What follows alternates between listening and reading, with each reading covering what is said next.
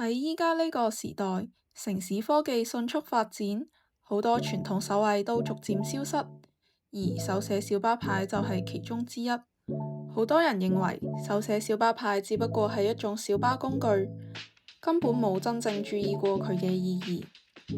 實際上，香港小巴水牌承載住香港獨特嘅回憶同埋文化。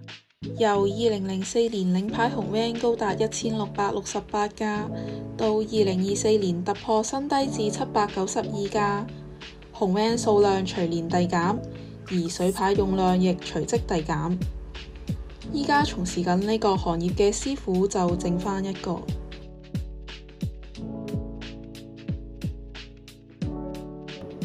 大家好，我係麥錦生，我今年係68歲嘅。1982年咧開始加入小巴牌呢個行列，到而家已經寫咗小巴牌大約43年。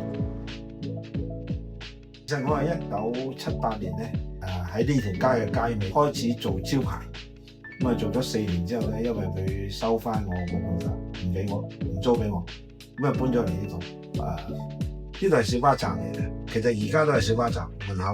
咁啲小巴司機見到我識寫字，就叫我寫小巴牌。以前啲招牌80%都係手寫，唔同而家咯。其實就好簡單嘅啫。我 show 俾大家睇下，就係咁嘅啫。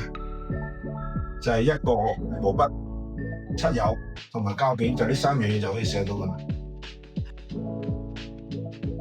小巴司機要求嘅咧就係字體清楚，粗啲、大個啲，因為佢哋對嗰個美觀美術係冇乜心得嘅，最緊要個字夠大個，佢覺得大個字就搶眼噶啦。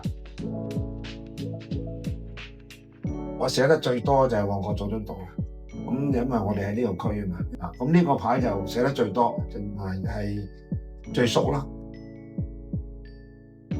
其實咧，小巴嘅牌嘅字數咧就唔會超過8個字，好少超過8個字嘅。排版嘅意思就係最好就清清楚楚，表現得終點站同埋路經嘅地方，係咁簡單嘅啫。剛剛開始就冇嘅，即係只係實用嘅啫。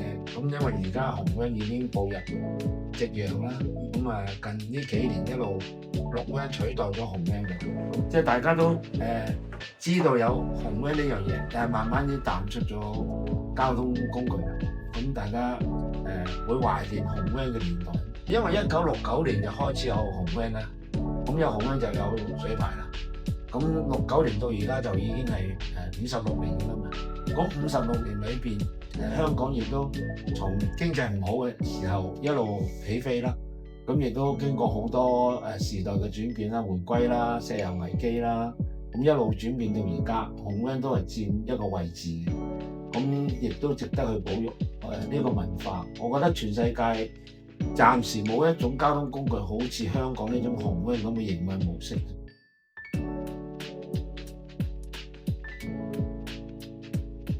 近呢10年有一啲係潮語嘅小巴形式嘅水牌出現，佢唔係小巴水牌，但係用咗小巴水牌嘅方面嚟做一啲潮語嘅牌同埋鎖匙扣。呢啲係無限創作嘅。譬如我哋以前做小巴水牌，就係做齊19區就冇得做噶啦嘛，冇得創作噶。但係潮語就不斷創作嘅，因為你哋年青人嗰啲潮語可能2-3個月就已經轉嘅啦嘛，我哋會一路跟住咁做。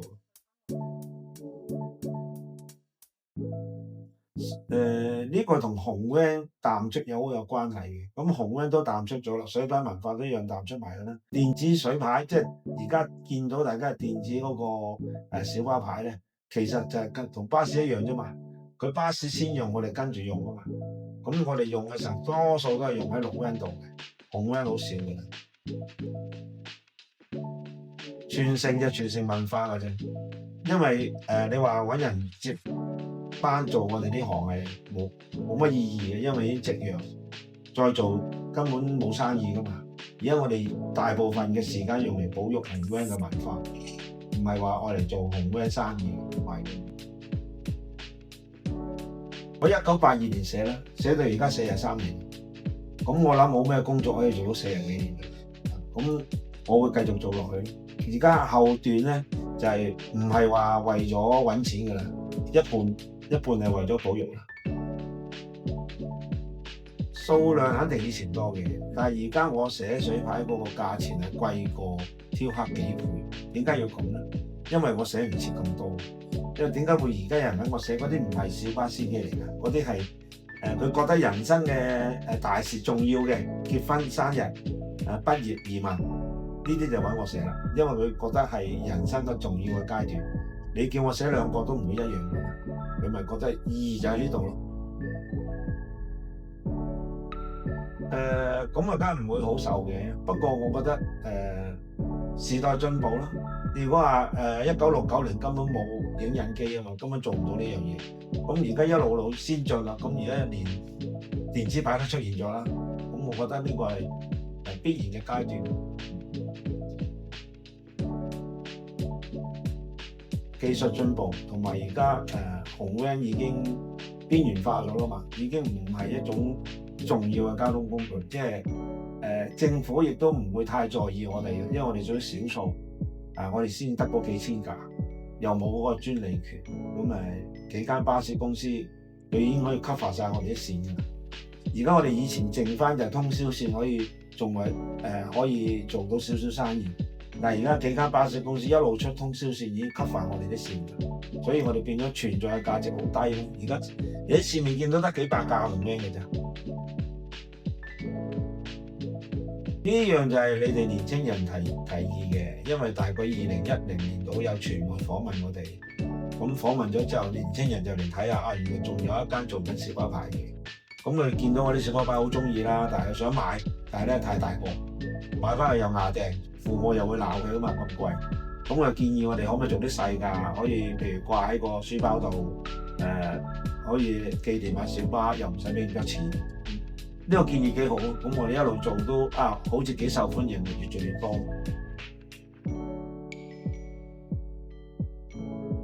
希望會咯。而家政府話2027年會喺呢個人工島做一個香港交通博物館。咁我而家下邊鋪頭個小巴，我同佢商量緊，我捐俾佢。到時我哋小巴喺呢個博物館去佔一席位。如果佔一席位嘅，大家如果對交通區有興趣，永遠會記得我哋㗎，因為我哋會有一席位喺度。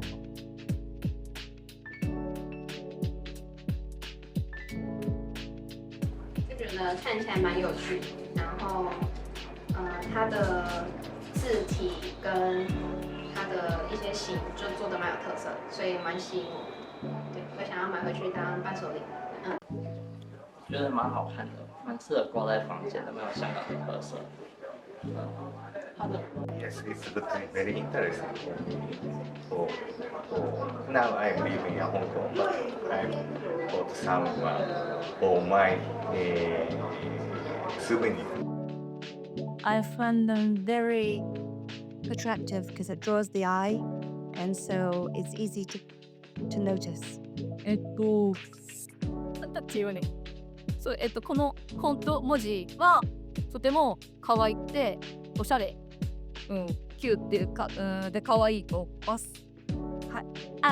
私もそう思ってて、お土産とかにも大きくなくて持ち帰りやすくて、でやっぱり可愛いし一目でわかるデザインなのがとってもいいなって思ってます。小巴水牌呢門手藝前景都越嚟越唔明朗，麥師傅依然堅持呢門即將失傳嘅手藝，仲將呢個夕陽行業變成一盤生意，由傳統小巴水牌進化到潮語鎖匙扣同埋個人化水牌，跟貼潮流，將小巴工具扭轉成年輕人都願意俾錢買嘅潮流飾物。